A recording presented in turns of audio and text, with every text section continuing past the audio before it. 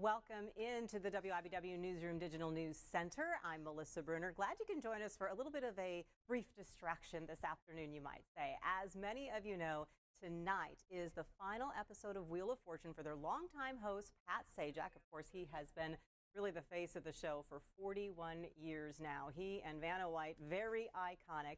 But what you might not remember as we kind of go and dig into our WIBW archives is that Wheel of Fortune actually came to Kansas City several years ago. 2005, in fact, is when they were here to record Big 12 Week. We actually followed them. We got a little behind-the-scenes look with our 13 news cameras from a couple months earlier when they actually had the audition process. So we were there as college students turned out and tried to show their stuff. And then from there, we didn't know who they would select. But a few months later, we showed up in Kansas City for the tapings, and we saw which students made the cut from KU, K-State, and all the rest of the Big 12 schools at the time. A little different from then. In fact, this morning, as we were thinking about Pat Sajak's final day, we dug and found these. So these are the T-shirts. Doug Brown was with me, our chief photojournalist. These are the T-shirts. They say Kansas City Wheel of Fortune 2005 that they gave us for a little bit of fun. But all right, even more fun than that, some of you might think, is seeing my hair from 2005. So when we went in the archives, we had it was really actually super cool.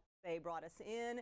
We got to not just meet the students who made the cut and their experience when they were watching and experiencing what it was like to spin the wheel.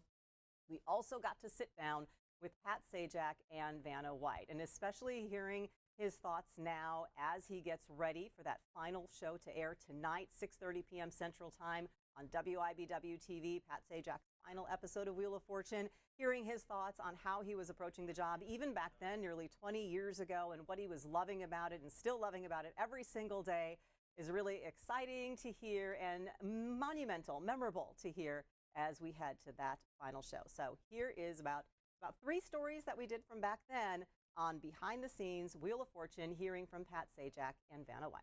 Enjoy.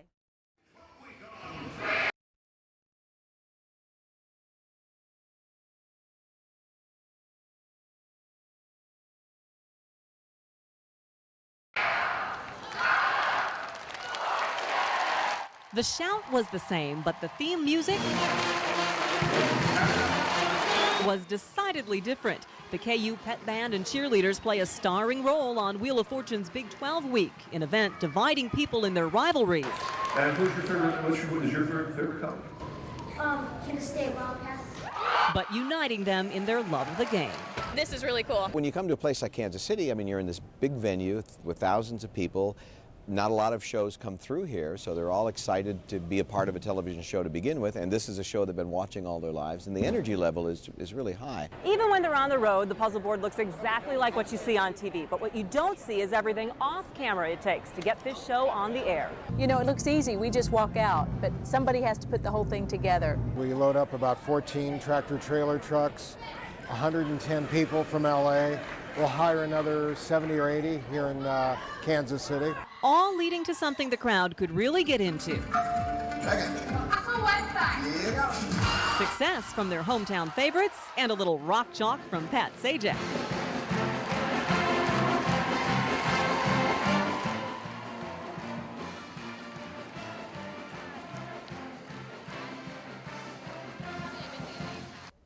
Vanna White told me if this was a marriage, it never would have lasted. But as it stands, she and Pat Sajak have formed a bond that's made Wheel of Fortune an American institution.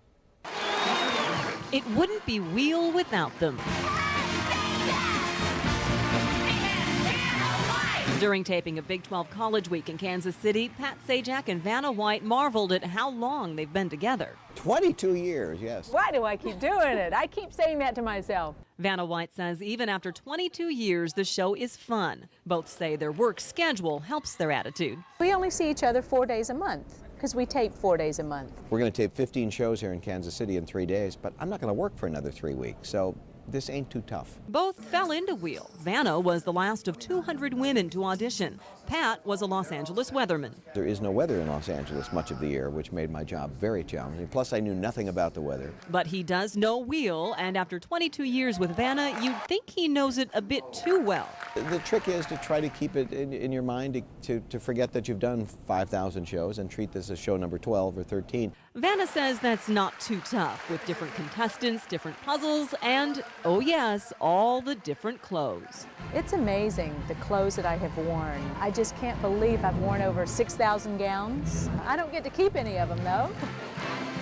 I have quite a bit of control, but I don't use that control, because after 6,000 gowns, it's like I put it on. If it fits and looks at least halfway decent, I'll wear it. I might not love the gown, but I can't be that picky. You know, just because I don't love every single one doesn't mean that someone else won't love it. But don't ever doubt the love Pat and Vanna have for each other. We're like brother and sister. And for their fans, even if they joke about some encounters. The two things I get, and what amuses me most, is when people say them, they laugh as if I've never heard this before. They give me a "Where's Vanna?" And the other one is, "Can I buy a vowel?" But they don't just say, "Can I buy a vowel?" They go, "Can I buy a vowel?" And I laugh, and they're happy. It might wear on some people, but not Pat and Vanna. I can't imagine being remembered for anything other than Wheel of Fortune. Pat and Vanna each have 2 children and say they live pretty average lives. Pat makes lunches for the kids and Vanna crochets. You're seeing them in action with the KU, K-State, and other Big 12 students all this week right here on Channel 13. The contestants say it's a lot different than playing from your living room. We'll hear from them Tuesday on 13 News at 6. Melissa Bruner, 13 News.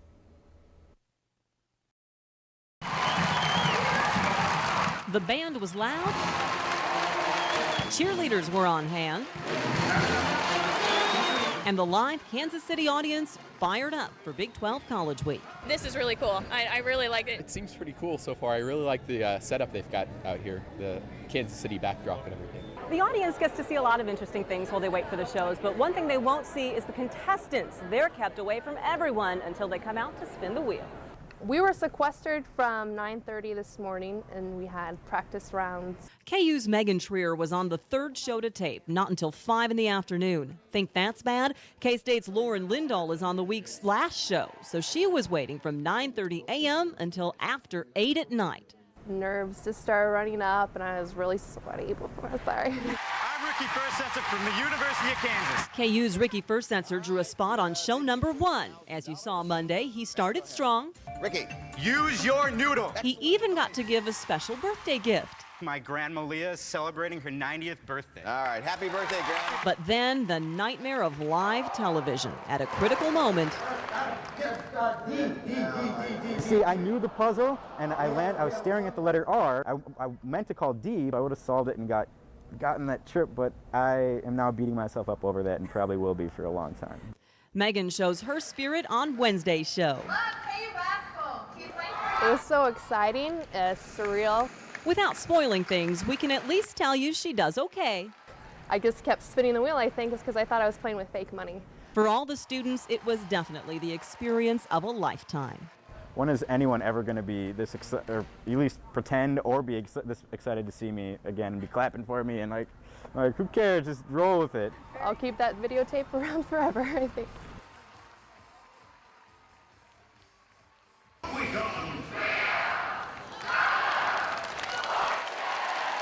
From the opening cheer to the final puzzle, it looks so easy. The feeling is that after all this time, the show runs by itself, and it doesn't. Wheel of Fortune executive producer Harry Friedman is the oil that runs the machine, and on the road, it's a big one. We load up about 14 tractor-trailer trucks, 110 people from LA.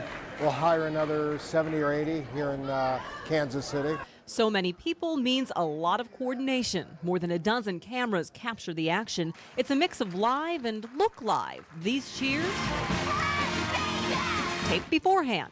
Also on tape, folks. Thanks for your patience, everybody. We're going to get this perfect. These fancy introductions Rookie first sets it from the University of Kansas. and many of the crowd shots you see Good. We're going to have the cheerleaders running up and down the aisles helping us. are also captured before the players take to the stage. You know, it looks easy. We just walk out, but somebody has to put the whole thing together. One thing you might wonder is what's going on with this wheel. It really is heavy to spin, and there's something else going on back here where the contestants are standing. We sometimes have to put our players on risers, like our little grandmothers, because otherwise they can't get the leverage to spin the wheel. So the grandmother's up on a riser, and I'm next to her talking like this, so people think I'm a jockey. Tapings are done as though it's a real show, so there are commercial breaks. That's when you'll see the crew changing the wheel, and it's not unusual to find Pat wandering the audience. I gotta go back to work. He claims he knows what Vanna's doing during that time. She goes behind the puzzle board. She's going back there to eat. We'll tape several episodes at once, with time between each for Vanna to change gowns and collect new jewelry, which gets its own security. Then it's back on stage for another spin. At the end of the day, both Pat and Vanna are quick to credit the crew It takes so many people. and the Kansas City fans who had them dancing in the aisle.